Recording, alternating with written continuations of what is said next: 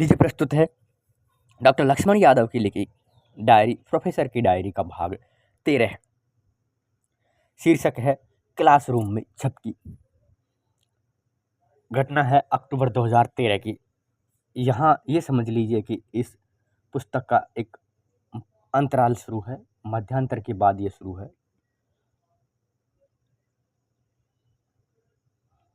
आज क्लास में पढ़ाते वक्त मेरे साथ एक बेहद दिलचस्प वाकया हुआ।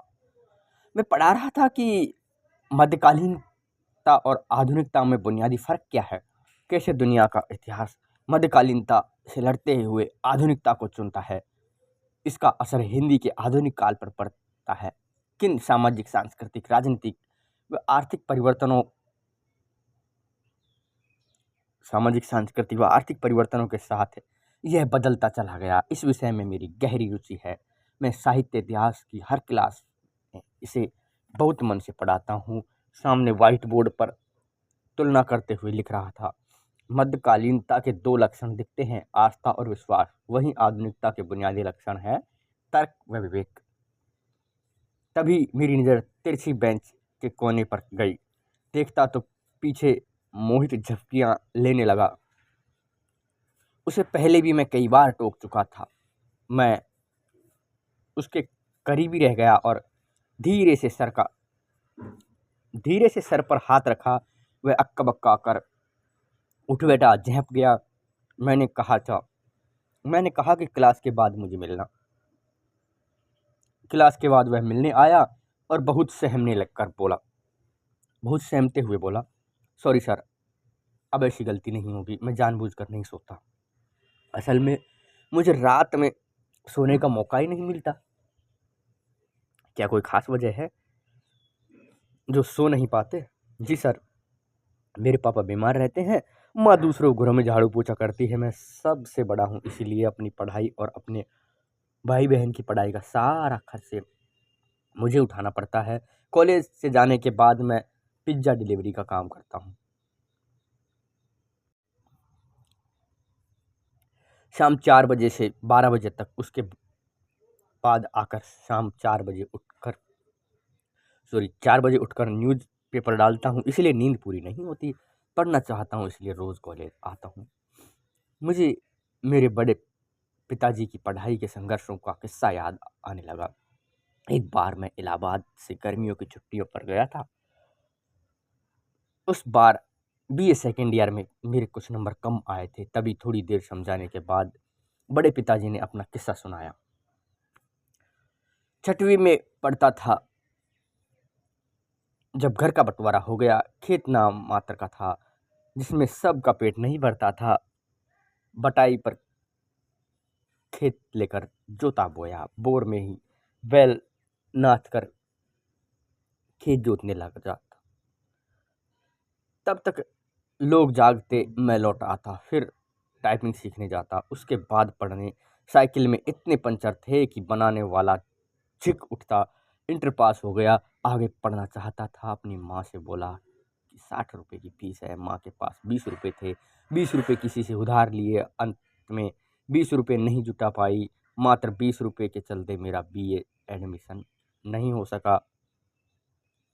ऐसे भी दिन देखे जब घर में खाने के लिए केवल आलू थे। 3 दिन तक घर के साथ केवल आलू उबाल कर खाते रहे लोग। चाचा अमूमन डांटते ज़्यादा थे। उनका डांटना सहज ही लगता था। जब भी वे प्रेम से समझाते, मैं समझ जाता था कि अब मामला बेहद गंभीर है। उस दिन जाने क्यों ये सब कह गए, मैं इलाहाबाद वापस आ गया। मगर तब हर बार जब भी खाने में केवल आलू देखता हूँ तो रोंगटे खड़े हो जाते हैं। एक बार जब स्कॉलरशिप नहीं मिली थी और घर में सब पैसा ख़त्म हो गया और मैं घर से आया तब सारा पैसा ख़त्म हो गया। उसी दिन मैंने अनजाने ही आलू उबाल लिया। खाने बैठा तो जैसे लगा कि वह आलू प्लेट में रखी धरती बन गया है, जिसे पूरा परिवार हल चला रहा हो। उसमें बीज की तरह रोपे जा रहे हैं। हम उसमें बीज की तरह रोपे जा रहे हैं। मेरा आलू खाना ही छूट गया, पता नहीं क्यों। मैंने मोहित के कंधे पर हाथ रखा और बस इतना कह पाया, जब इतना वक्त करके पढ़ाई जारी रखते हुए हो तो यही कहूँगा, जारी रखना।